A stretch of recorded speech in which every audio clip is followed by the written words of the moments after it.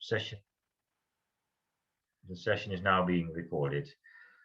So let me then start the third Lake seminar of this year.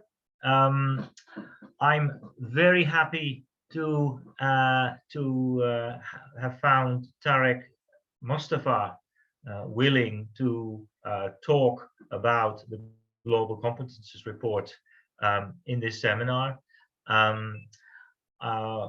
Tarek and me go back a long way. We met basically in France when Tarek was working there as a PhD student then for French colleagues who were part of the project of EDESCO, Education et Cohésion Sociale, I think is what it stood for. And then we had a close collaboration here with Andy and with others here at LLAKES.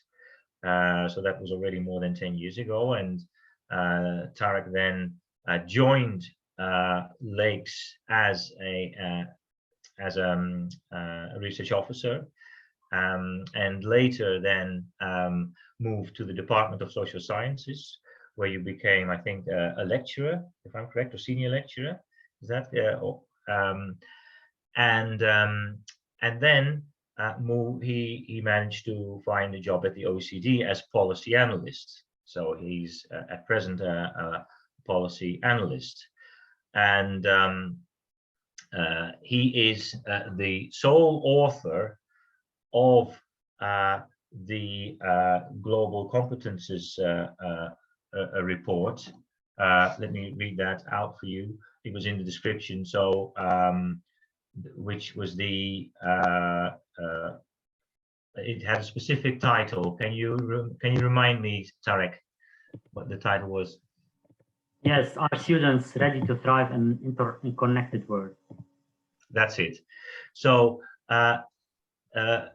this new round of PISA of 2018, which Tarek will be presenting on, is very interesting because it not only looks at what it usually does, of course, is literacy and numeracy skills and problem-solving skills, but it has now also ventured into the realm of kind of my expertise, which is kind of civic attitudes, particularly tolerance and how to, well, which is connected to this idea of skills that you need to have to live in an interconnected world. So dealing with diversity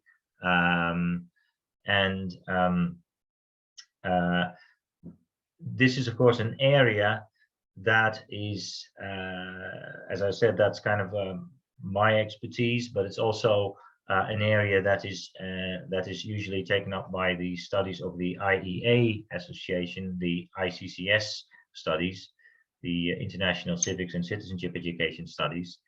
And so you might say that PISA is moving into an area that is usually captured by these IEA studies. So I wonder whether what that does to the relationship between the OECD and the IEA. But anyway, that's another matter.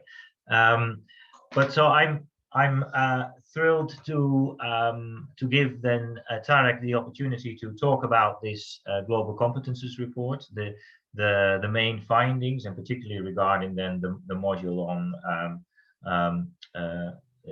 the learning to thrive in an interconnected world. Tarek is also a fellow of the Higher Education Academy in the UK and an honorary senior lecturer at the UCL Department of Social Science. So I think without further ado, I'm giving you the word, Tarek, now. So the idea is that you'll be talking for about 40 minutes, and then we'll have a question and answer session. Yes. Thanks a lot, Herms. Thanks for the invitation. It's always a pleasure to be back at UCL in some way. As Herm mentioned, so my presentation today will focus on a report that we published in October last year. And the focus was on the new assessment of students' global and intercultural skills.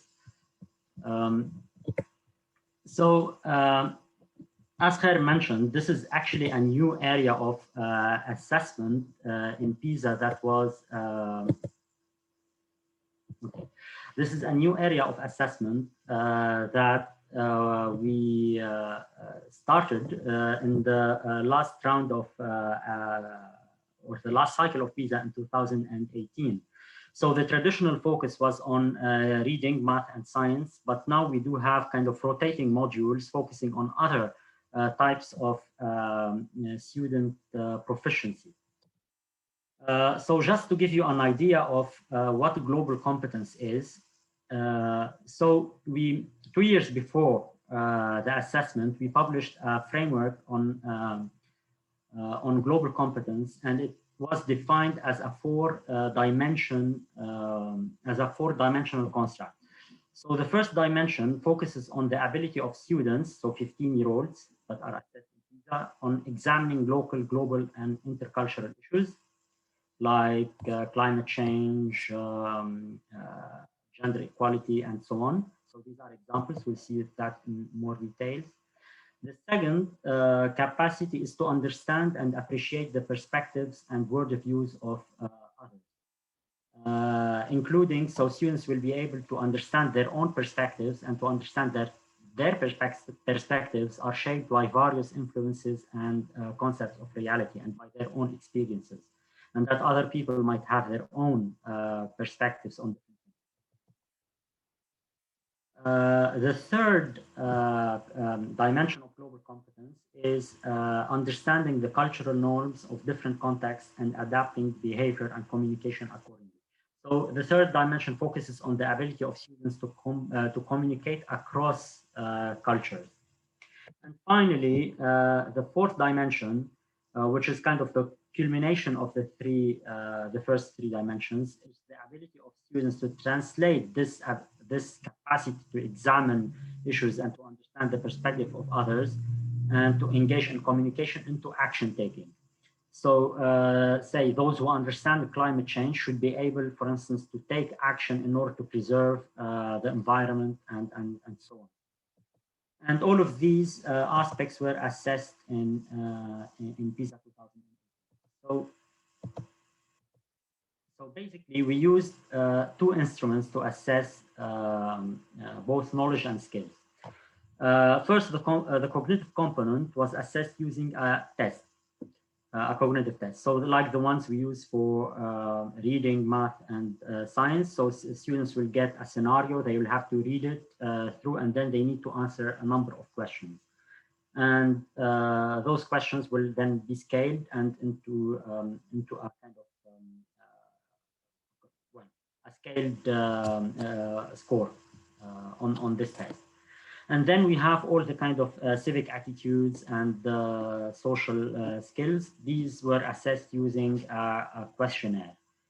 It has 9 sets of questions describing 9 different constructs that I will go through later in my presentation.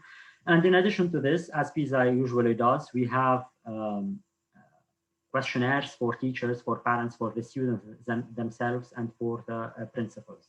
So the questionnaires for students and school readers are compulsory, so all countries have to do them, while the other parts are optional. So just to give you an idea about participation, we had 27 countries that took the full assessment, so both the cognitive test and the questionnaire on global competence, and an additional 39 countries that did only the self-reporting or like the questionnaire.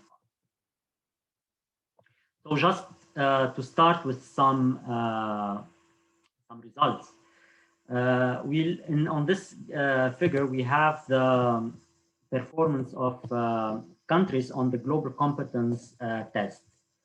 Like any other scale in PISA, so the reading or math or science, the average of the OECD is 500, and countries that score above 500 are above the OECD average, and the others below 500 is below OECD.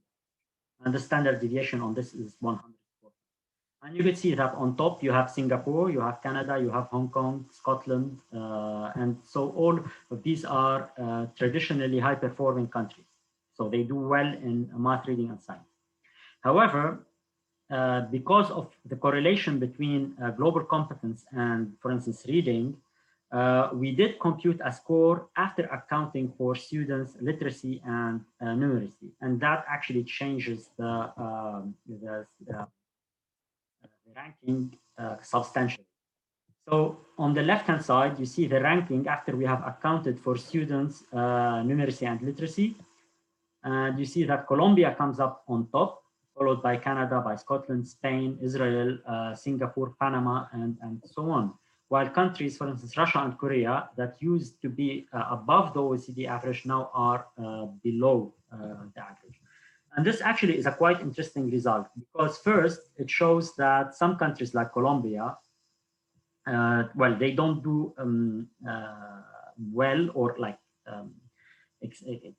exceptionally well on reading, math, and science, but on global competence, once we have accounted for those for literacy and numeracy, they are on top. And Colombia actually is a particular case because they have a very strong civic education curriculum, and they had experiences with violence and conflict in the past. So they responded to that through reform. And we could see that possibly it has translated into some kind of high proficiency in global competence. We also have, for instance, Canada. It has also a strong civic education curriculum and provisions in school and so on. Another interesting result is that you have a combination of high and low GDP countries. So Colombia and Panama, and then you have Canada, you have Scotland and Singapore. So it's not, the results are not necessarily driven by GDP.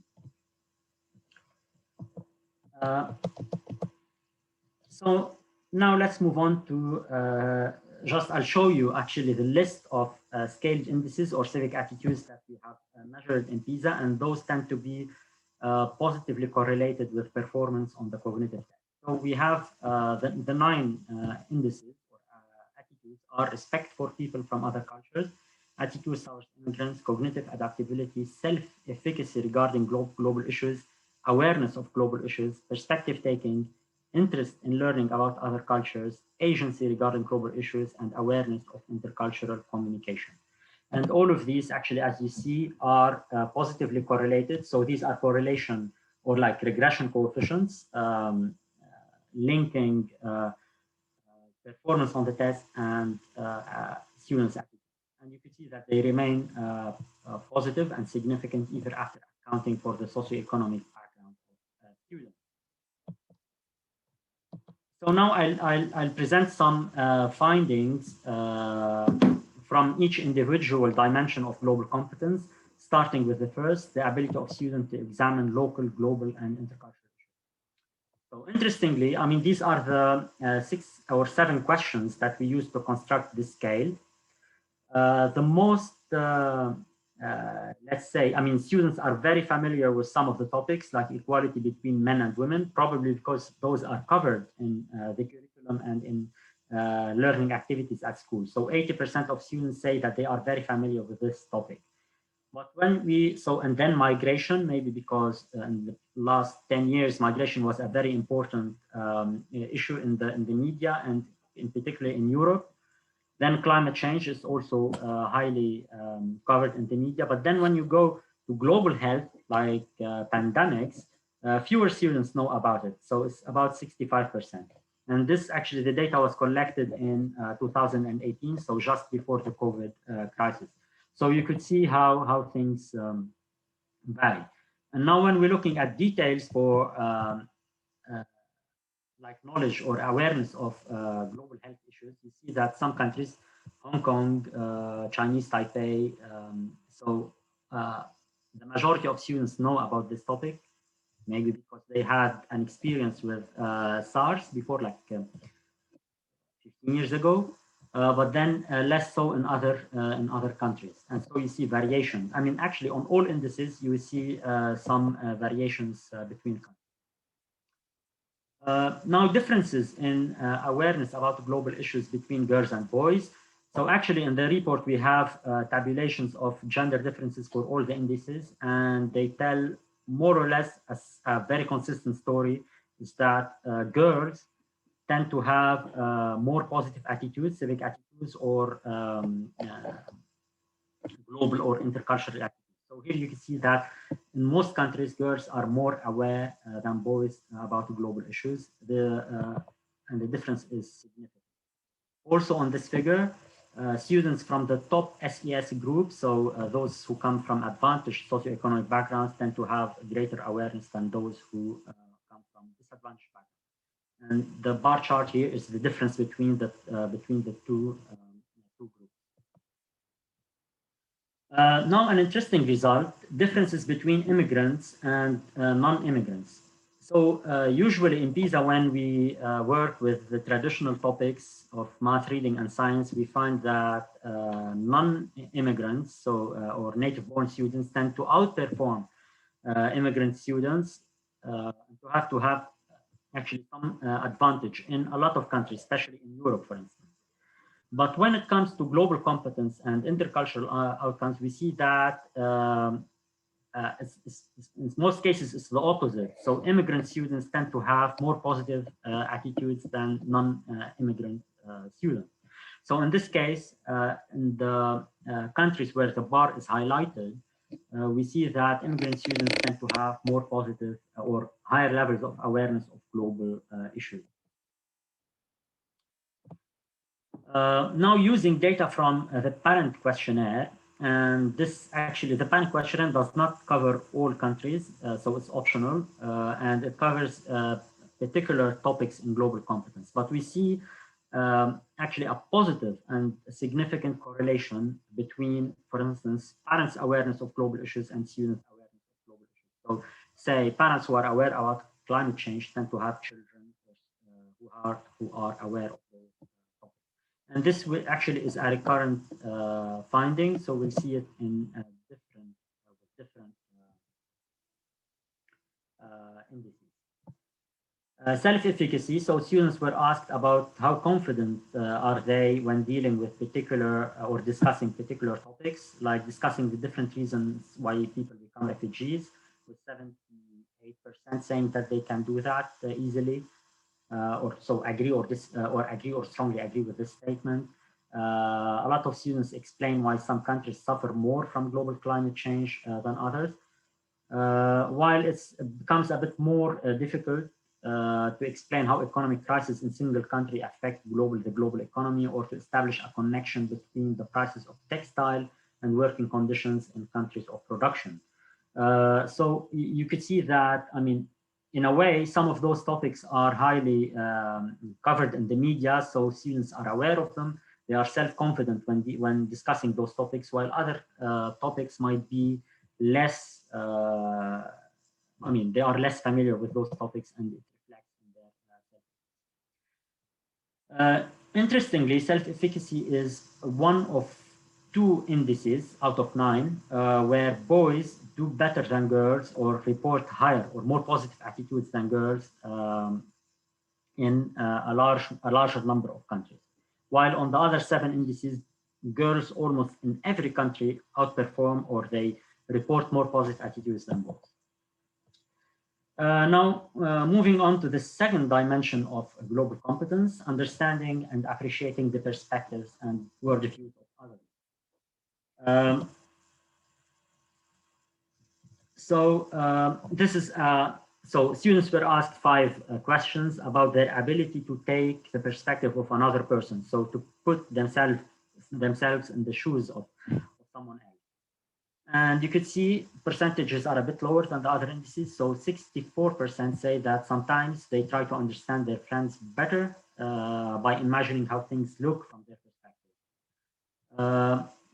And you see, like, also about 63% say that they believe that there are 2 sides to every argument or every question, but only 40% say that when they are upset at someone, they try to take their perspective. So this is actually kind of a constrained question, where they say if you are mad at someone, then obviously it's a bit difficult to understand their point of view. Again, differences, gender differences. Girls report more positive attitudes in almost all countries, with one exception, Dominican Republic, which is where the difference is not statistically significant. Now, as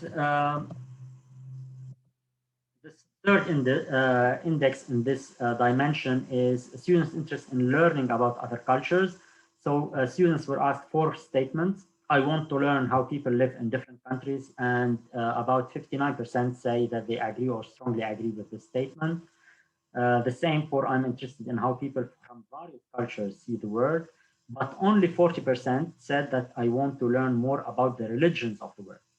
So as you see, I mean, like the first 3 questions are about culture. The last one is about religion. So religion seems to be a bit different than the other cultural dimensions. It may be more sensitive topic. Now, variations between countries. So the OECD average is equal to 0. All countries that have a positive value have more say positive or higher levels of interest in learning about other cultures than the OECD average. You can see there is a mix, so you don't have strong patterns of countries. So you see countries like Turkey, Albania, Kosovo, Dominican Republic coming on top, and some other countries, Slovak Republic, Italy, Hungary, Germany, Scotland, Austria, having values lower than the OECD average. Differences between immigrants and non-immigrants, again, the same pattern. Immigrants report greater interest in learning about other cultures. And one actually of the reasons that we discuss in the report is that maybe immigrants, because they have this diversity at home, so they come from a different cultural background, they live in the host country, which might have a different culture, different language, and so on. So they develop these kind of which are more positive towards diversity or kind of intercultural relations. Again, girls report more positive attitudes or higher levels of interest. Relationship between students reported information and those reported by their parents, actually using the same exact questions. We see a positive correlation. It remains positive and statistically significant either after accounting for the household or the student's socioeconomic background. And this actually is very important because it means that there is some intergenerational transmission of values or attitudes that goes beyond the socioeconomic background of the at home. So it's not just a statistical artifact of SES. Now, respect for people from other cultures. 5 questions were asked, and almost all students, about 80%, respond positively on those questions. So they say that they agree or strongly agree with those statements, like I respect people from other cultures as equal human beings. I treat all people with respect, regardless of their cultural background, and so on. However, given the nature of the questions, one might still say that 80% is too little, because I mean, what about the other 20%? They would disagree or strongly disagree with those statements, like respecting people as equal human being or respecting them regardless of their cultural background. So what I would say is like 100% is the correct or like the right level to attain for those questions. Again, positive gender differences in favor of girls on this index. Now, students' attitudes towards immigrants. I know Harm would be interested in this question. So students were asked about their attitudes towards immigrant children, for instance, and certain rights. So immigrant children should have the same opportunities for education than other children, and about 85% agree or strongly agree with this statement. And the same, well, about 80% agree with that immigrants should have all the same rights that everyone else in the country. But then when we get to the last question, which is immigrants who live in a country for several years should have the opportunity to vote in elections, that you see that's only 72%. So it seems that there is some difference between like the basic rights to access education and some kind of political rights to vote or engage in the political life. So these are some interesting findings. Now, in terms of variations between countries, countries where students exhibit positive attitudes that are higher than the OECD average include Canada, Korea, Albania, Spain, Chinese Taipei, Ireland, New Zealand, Australia, Iceland. So you have lots of English-speaking countries on this side.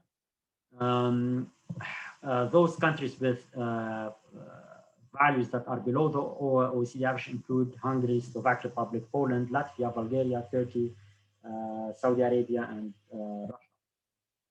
Again, correlations between students and parents' attitudes towards immigrants are positive. So again, intergenerational transmission of certain attitudes. If parents have negative attitudes towards immigrants, students tend to have, or their children tend to have similar attitudes, even after accounting for the SES of the student, so at home, the SES of the school, and their immigrant background. Now, looking at correlation, so these are simple correlation coefficients between all the indices, and you see that they are all positively correlated. So this is an indication that some attitudes feed into each other. So the correlation are positive, but they are not too strong, because if they are too strong, it means that two indices would be measuring the same construct, and that's not actually not a good way of designing a survey, of having like multiple questions measuring the same thing. But here it's positive, but it's not. They are still independent constructs. Now, communication. Students were asked about their ability to communicate across cultures, and not only communicate, but also like all the other skills that go with communication, like ability to listen for understanding and so on. So the majority of students say that they listen carefully to what others say.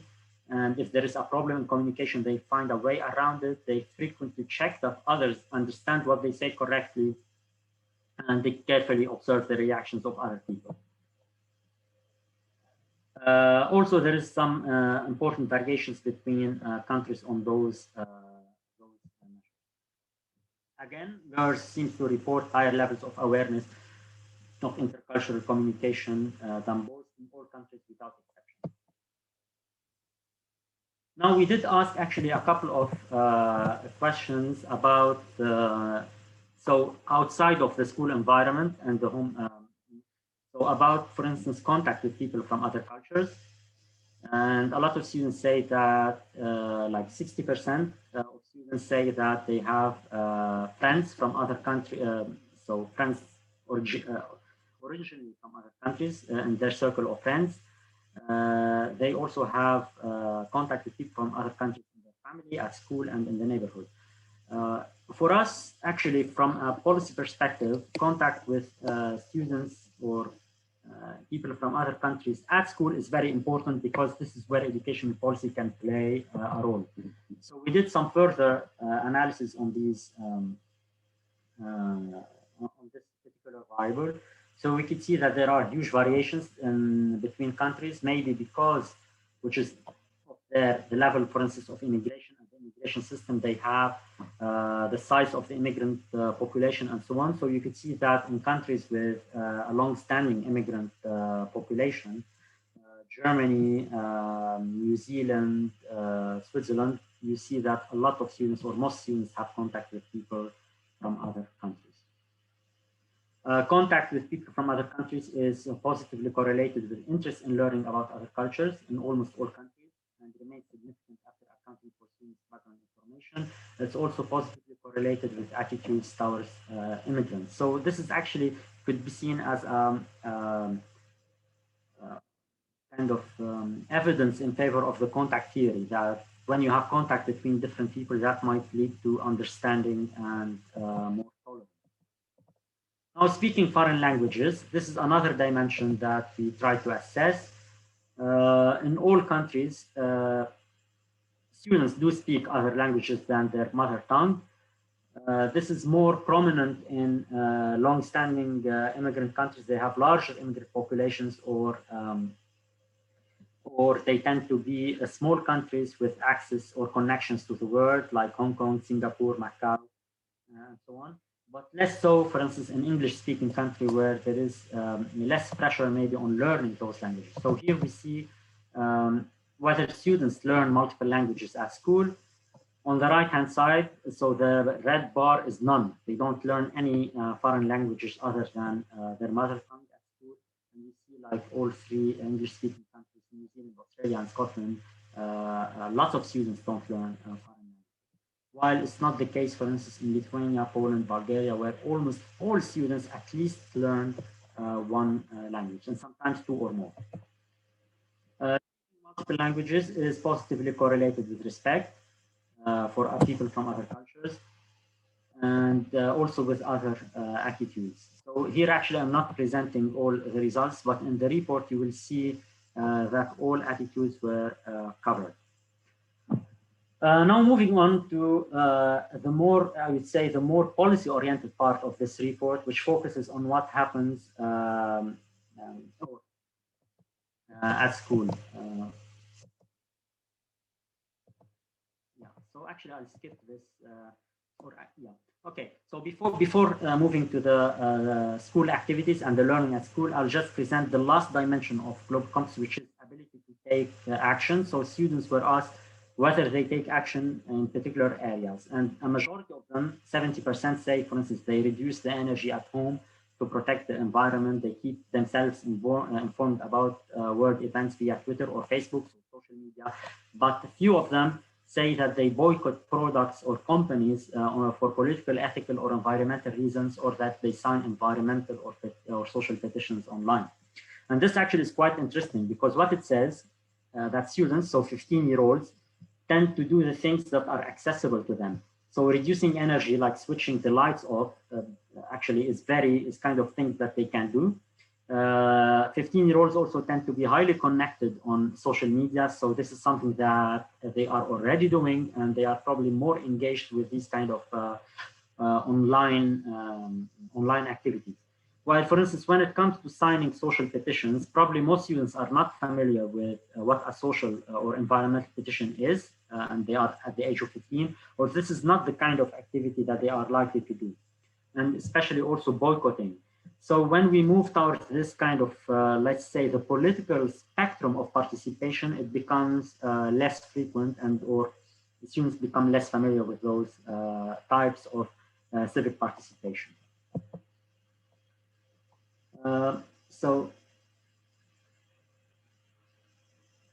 So this is actually a correlation between the number of actions and how it correlates with students' attitudes. You can see that it's positively correlated almost for all of the indices. So students who have positive attitudes tend to take action for collective well-being and sustainability. So this is actually is intuitive, but it's interesting to know.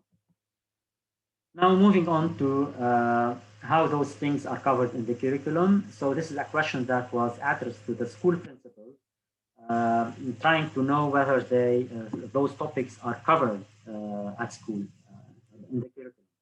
So climate change, about 90% of school principals say that it is included in one way or another in the curriculum. Equality between men and women, international conflicts, and so on. But a bit less than 80% say that global health is covered in the curriculum.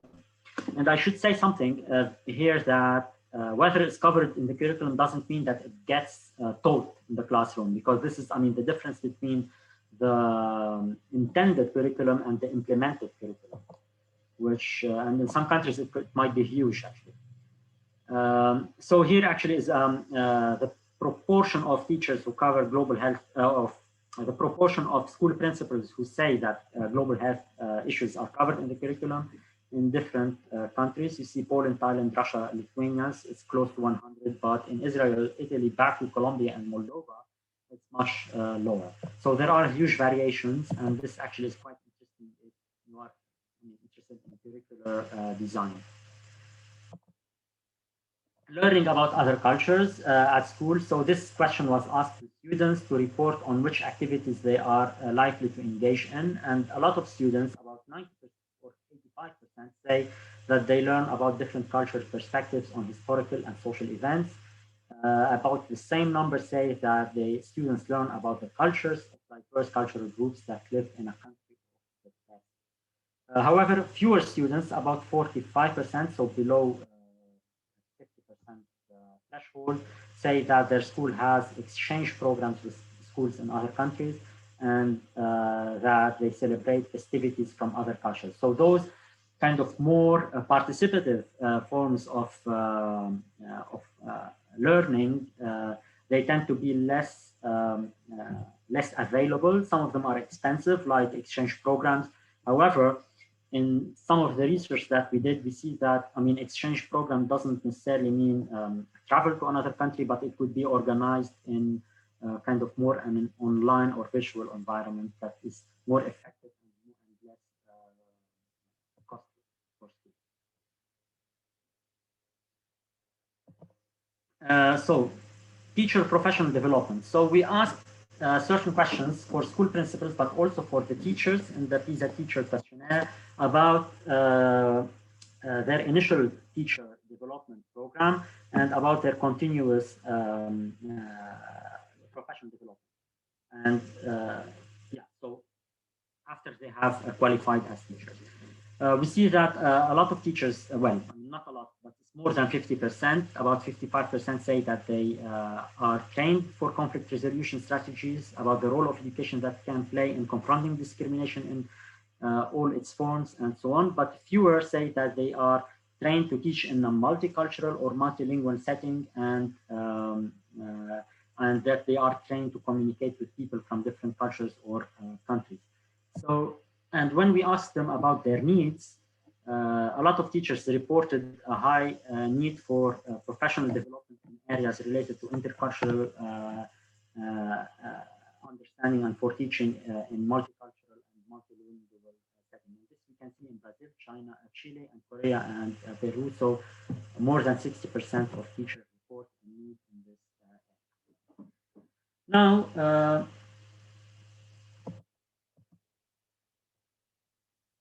yeah, so this is like a summative index of the number of activities related to intercultural and global understanding that students are exposed to in the school.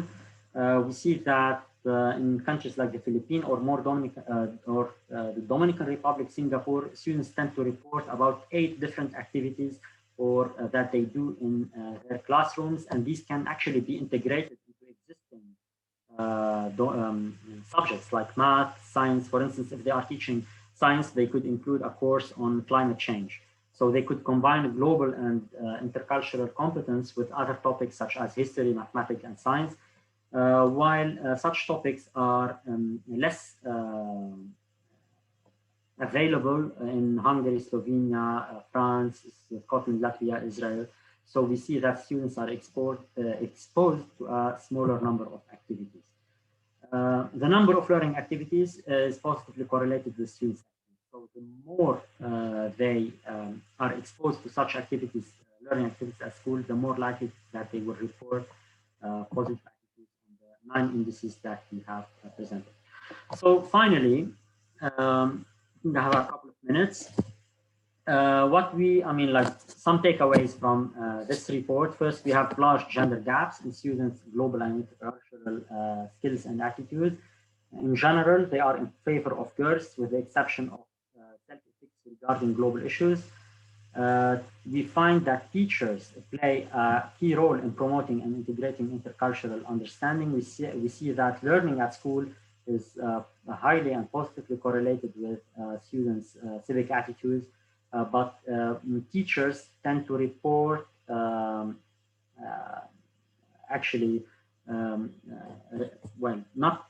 not very strong engagement with professional activity, or not. They tend to report a high need for professional development in this area, and they also report the lack of certain professional development activities during their teacher training or teacher preparation, but also during their active teaching years. We also find a link between students' attitudes and contact with people from other cultures and with speaking multiple languages. public policy. So, I mean, recommendations that we discussed in the report is, revolve around, for instance, the curriculum design, what we could do and how what could we offer in terms of global and intercultural learning at school, and how it can be integrated without creating a greater burden on teachers and on students, and how we could provide positive and inclusive learning environments and to create opportunities to relate with people from other cultures. So this is my presentation, and I am more than happy to answer.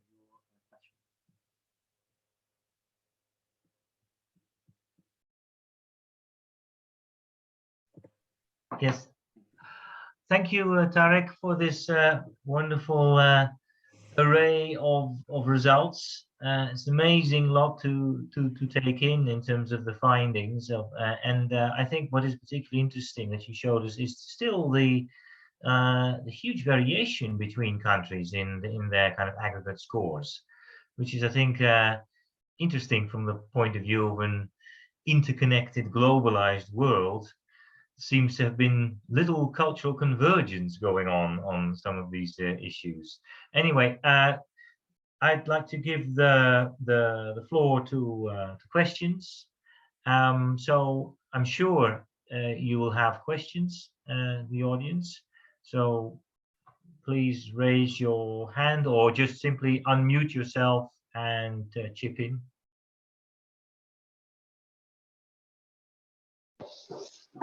I can start. I apologize if there's some knocking. Some people in my house are doing some construction work. So thank you so much for this, Tarek. It was really interesting, and it seems that there's kind of a movement towards a growing interest by different organizations in exploring like values, attitudes, and global competencies. I guess my question was, in the design of the global competences test, was there any discussion or thoughts about, first of all, kind of self-reporting bias, that students might tend to say what they think they're supposed to say, and then also I noticed in like a lot of the questions that were posed to students, it was kind of variations, but mostly positive phrasing. And was there any sort of reasoning behind giving them a series of statements that were mostly positive phrasing versus a mix of positive and negative phrasing? Yes, so basically, actually, we did carry out some analysis on cross-country comparisons of those questions and the validity of those questions. And we do have an annex on that in the report. Yes, I mean, these were tested in the different countries, and then we did those analysis to see how comparable are the constructs and whether we can compare the countries. And actually, in most cases, I would say that those indices do pass the test, but in some some cases, we have countries that are not highly comparable to other countries, and we did flag those out in the report, just to say that there might be some, or like a greater caution should be taken when discussing those results. And the design actually of the questionnaire was, we had an expert group that worked with us in the beginning of the process on designing the cognitive test, but also on designing the questionnaire. And we did use other like previously tested questions in order to develop this PISA questionnaire.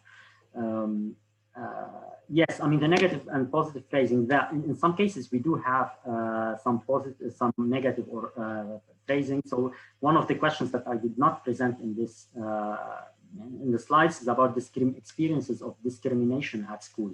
And we do ask them if students that, if for instance their teachers think that a particular cultural group is less they are less smart or like clever than other kids, or they are less likely to reach high achievement, or if they have certain prejudice against particular groups. So we do ask these questions, and they are negatively formulated. But then, yeah, so we did do these validity analysis, and it's you can find it in the, I think it's NXC in the report. Thank you. Thank you, Tarek. And Ingrid has a question for you. She also posted on the chat, but perhaps Ingrid, you can also just phrase it verbally. Hi, hello, and hello, Tarek. Nice to see you. And impressive data set you plowed your way through. I have a question about these composite skills. I understand it's just a combination of maths, English, and science. So is it like academic skills, a composite of academic skills, or are other skill domains also covered in these PISA assessments? Yeah, so we do have, I mean, in the math, science, and reading assessment. So these cover both knowledge and skills. In global competence, the test does cover well, I mean, three knowledge, skills, and both knowledge and skills. In terms of knowledge, so I can give you an example. So students would get a scenario about a particular topic, like say climate change or rising sea levels, and that some people would become climate refugees. So this is the scenario, and then they will get a number of questions asking them about what we can do, or what, like, the possible policies, and they. So it's a combination of knowledge of the topic, but also of critical thinking.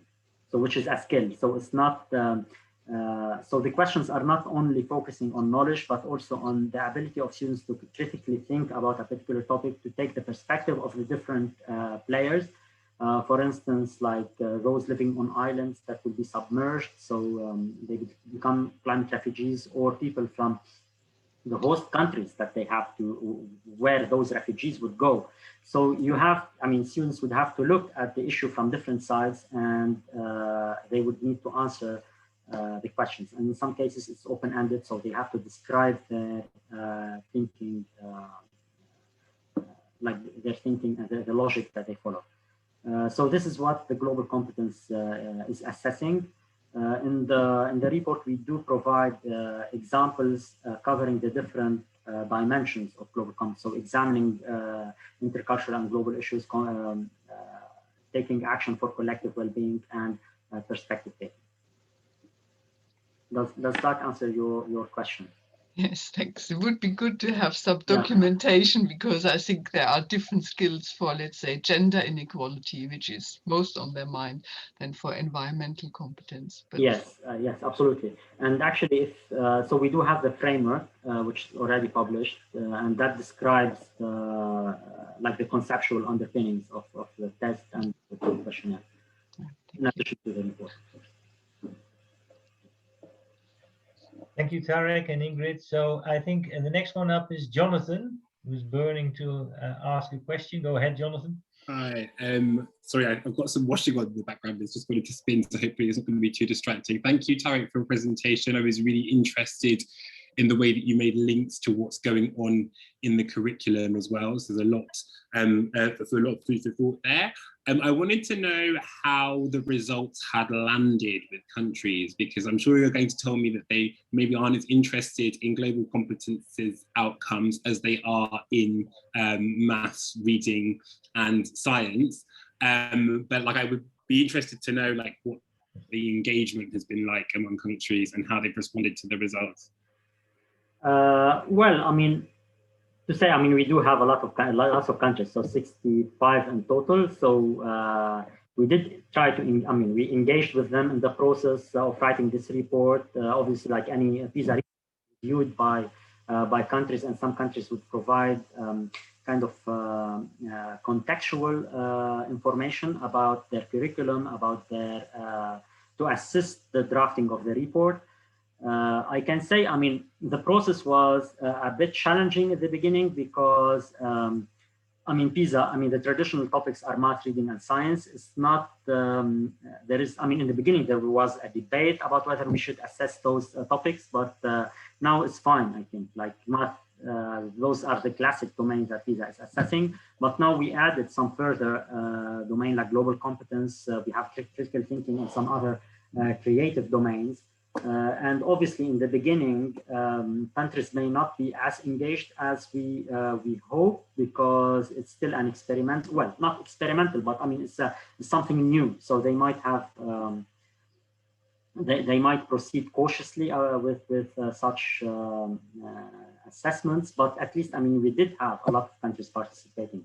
So to give you, I mean, 27 countries did the cognitive test. And just to give you an example, in PISA 2000, so 20 years ago, it was 27 countries that did the math, reading, and science.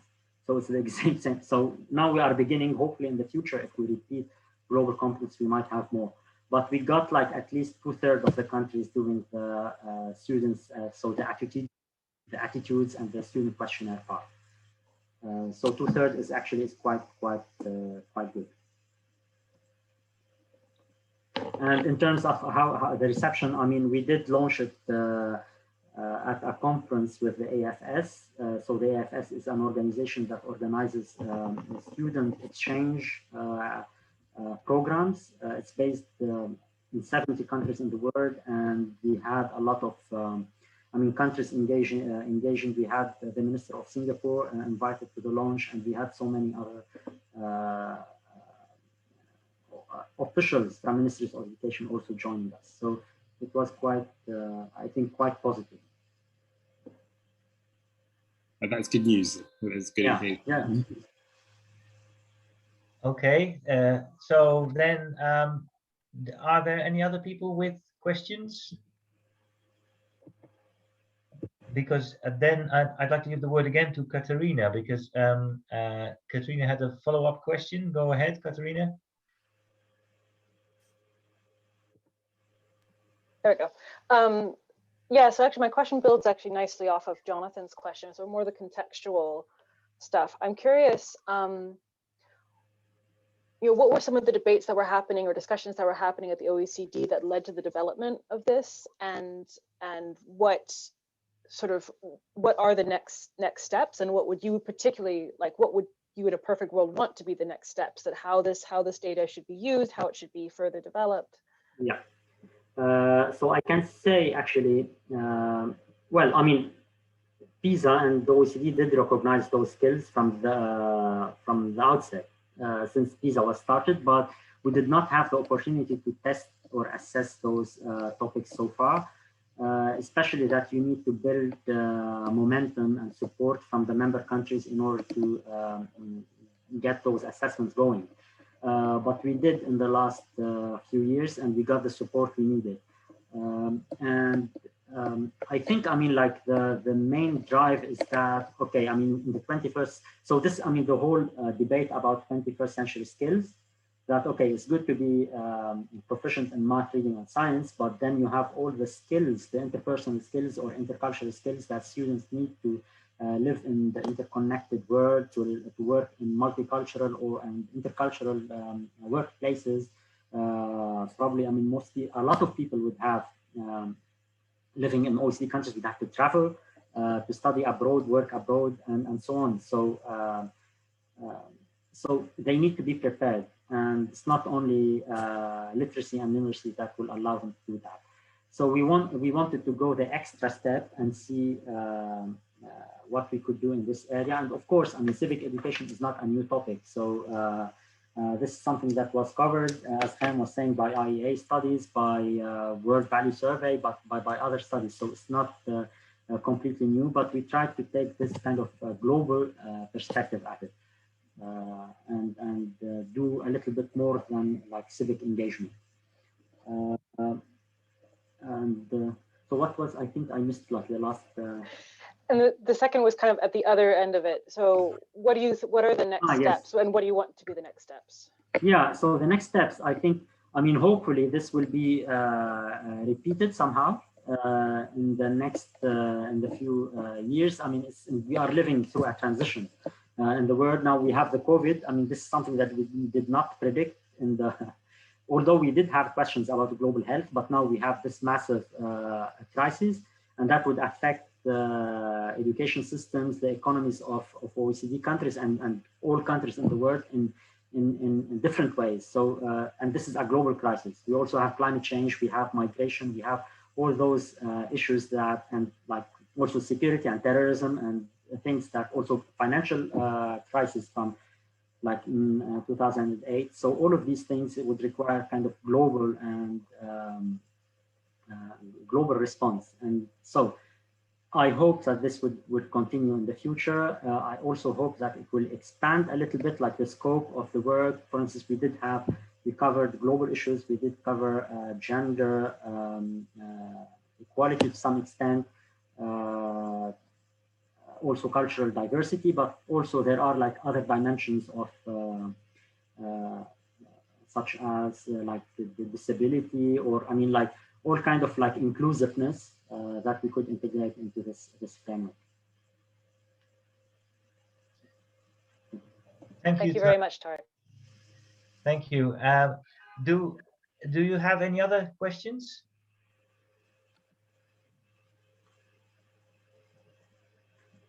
Are you going to use PISA for? Sorry? Are you using PISA or thinking about using the global competence module for your research? Well, certainly the majority of the students on my IQ MSS module are taking PISA, so that's it's more popular than actually the other surveys that we suggested. So there you're already winning in a way. But let me get back to actually an important point I think that Katerina raised before. This issue of self-reporting and this basically also the issue of attitudes, right? And so if I understand it well, your overall, say, index of global competences is incorporating these self-reports and these attitudes. And yeah, that raises, of course, a number of questions in terms of how you conceptualize competences. Because yeah, you have to make, in order to judge whether a certain attitude is contributing to this index or not, yeah, you have to make normative choices, right? You have to kind of say that those students who say that they favor having equal rights and opportunities for immigrants, that they are giving the correct answer. So that is contributing to their score on global competences. And so that's of course a bit tricky. You're making all these kind of normative choices. I'm sure this has been explained. You must have explained this in the report, that this can be justified, but it does in a way stretch the meaning of competences, which in a way I understand more or less as kind of skills, which you could then, I guess, measure with kind of how people behave and whether they behave in an effective way. And here you're now also incorporating attitudes in it.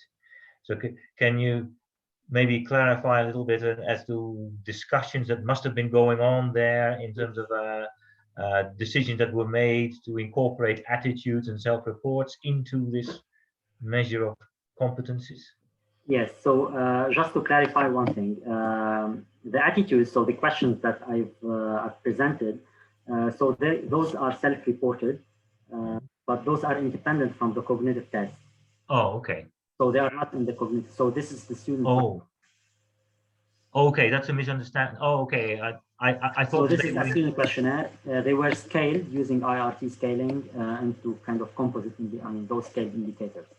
While the cognitive test, so the one where we provide a scenario and then we ask the questions, questions actually are based on the scenario. So they wouldn't say to the student, there's obviously a correct or an incorrect answer. So when the test is marked, but it's not like, are you interested in learning about other cultures? Or, where it's, they strongly agree. And, this kind of like a scaled 4-category answer. While in the test, it's more nuanced, it's more complex, and it's not necessarily clear to the student what could be. They need to reason, to think about like the different issues, and we try to identify those competencies like critical thinking, or so for instance, like the ability to examine global and intercultural issues. They need some critical thinking about those topics, or at least they need to identify particular issues like stereotype culture, like ethnic or racial stereotypes. So one of the scenarios, for instance, students are asked So, I mean, they are given a scenario where a student has a roommate who is from Nigeria, and this student asked the roommate about her favorite music, and she says Michael Jackson. And so he's surprised because he thought that it could be like some kind of it would be a Nigerian kind of folk, or like, you know, kind of local music or whatever. And then the discussion and the question, they ask about whether the students would understand what a cultural stereotype is, or what kind of a preconceived idea is in a way. And obviously students who are do not know what it is, they wouldn't be able to answer. So they haven't noticed this issue in the scenario, they wouldn't be able to answer the questions correctly. And then some scenarios are more complex because they have what you might call, actually you have multiple parties, so like different perspectives to take, like 4 or 5, it becomes more complex. And then they have to alternate between 2 different values that might be conflicting. So they need to understand that sometimes values might be in conflict with each other, and so on. So this is what the test does. So it assesses certain cognitive skills rather than just, it's not self-reported. Oh, okay, so okay, then sorry for having missed that earlier, because I thought that these attitudes and self-reports did go into this. No, they have their own IRT scale. Yeah. Okay. Then that's clarified. Well, I think we've come to the end already of the seminar. It went very quickly, basically. So I'd like to thank you, Tarek, for this wonderful presentation, which you really went through the whole report and gave us a good idea of the findings. As for the others, so we will make this recording available on the LLAKES website. Also, Tarek, could you send me and also Kieran Dillon, the PowerPoint slides of your yeah, and so then I think all that's left for me to say is to welcome you to the next LLAKES seminar, which has not been planned yet, but it will happen in maybe a month or a bit more than a month from now. Thanks. Okay. Nice. Bye-bye. Goodbye.